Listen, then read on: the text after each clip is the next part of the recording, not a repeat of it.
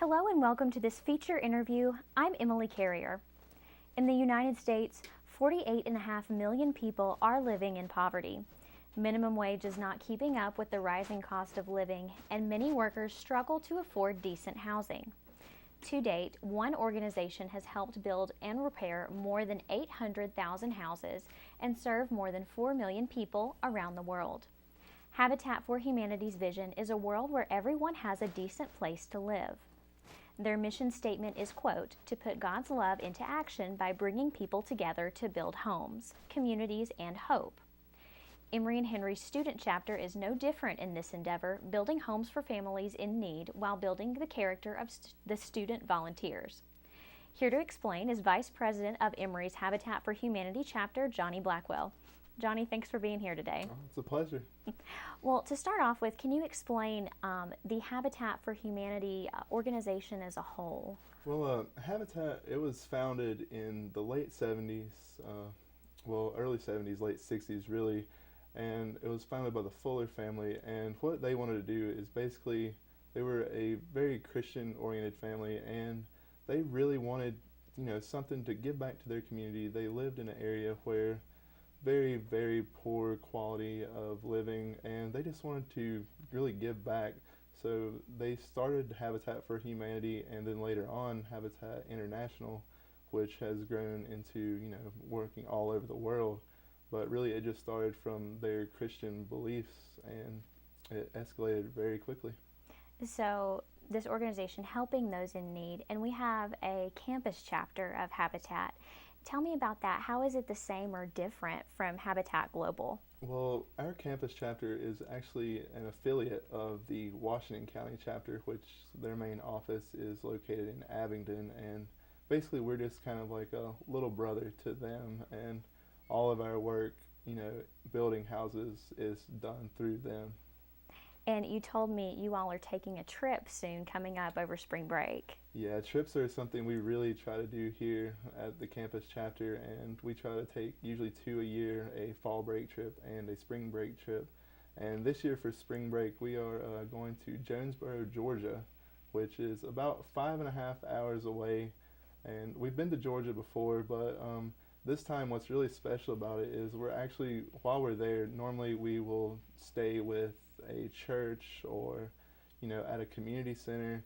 Well, this time when we go, we're actually going to be staying in a Habitat house that has already been built. So we not only get to build a house, but we get to live in one for a week to experience, what a family would experience and what kind of luxuries they get with their new homes.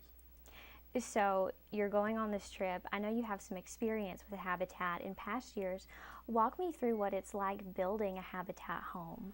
Well, usually when we start, there's, just a concrete slab in the ground, and we go through work days usually every weekend, or on these trips, it's for a whole week, and you do everything, start to finish, put up walls, paint, do roofing, dig trenches for plumbing, pretty much anything. They're just happy to have the hands to do all this work, so they just, whatever they've got to do, we're there to do it. Right. And we were talking before the interview, Johnny, you told me you all do take trips, you build homes, you make a huge difference in the community, but it's not just hammers and nails. You also do a lot of activities on campus that have nothing to do with building homes. Yeah, well, for a campus chapter, we do try to have fun things to do here on campus, and this semester we have, I think, 2 lyceums actually that we are directly responsible for, and we also are going to have a cardboard city, which is, it's kind of a group that raises awareness for, homeless or those who have to live in a cardboard box on the street somewhere. And there's going to be a whole week where really the awareness is going to be trying to spread for that, but we are going to have an event where students can actually come out, get cardboard and build their own little cardboard house, so to say. And even if they want to, like, spend the night in it, if it's, not too cold or anything. But other than that, we also do build days on every Saturday. Bonners, they love getting the hours to sign up and go. A lot of sports organizations will go, you know, when they have a free weekend, and we really just try to facilitate all of that. It sounds like Habitat volunteers stay very busy. Johnny, what is one of the most memorable experiences you have with Habitat? One of the most memorable, I would say definitely one of the funniest. Last year we had a spring break trip to Columbus, Georgia, and it was a very small group, maybe 6 people, and our coordinator is Mary Beth Tigner from the Appalachian Center, and she was our sort of our chaperone and our driver for the whole way. We just had a big bus, and we've been down there working all week, and you know, tired, worn out, ready to come back home, and we get ready to leave, and she locks the keys in our van.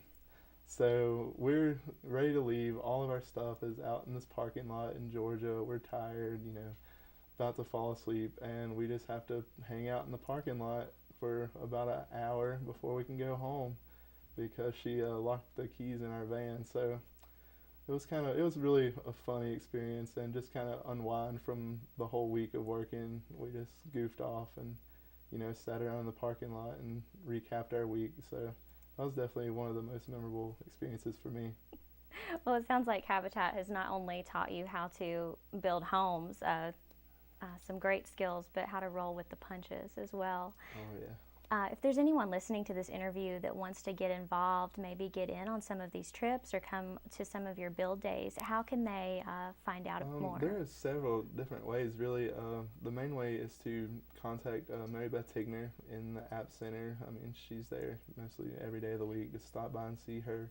Or we actually have meetings every first and third Mondays of every month, and those are at 7 o'clock p.m. And a lot of times if somebody's interested, they'll, you know, swing by and check us out. And for signing up for volunteer days, I mean, there's usually always a sign-up sheet in Martin Brock or a sign-up sheet going around somewhere. I mean, we're never not looking for volunteers because just about every Saturday in the semester we're going to try to be out there doing something.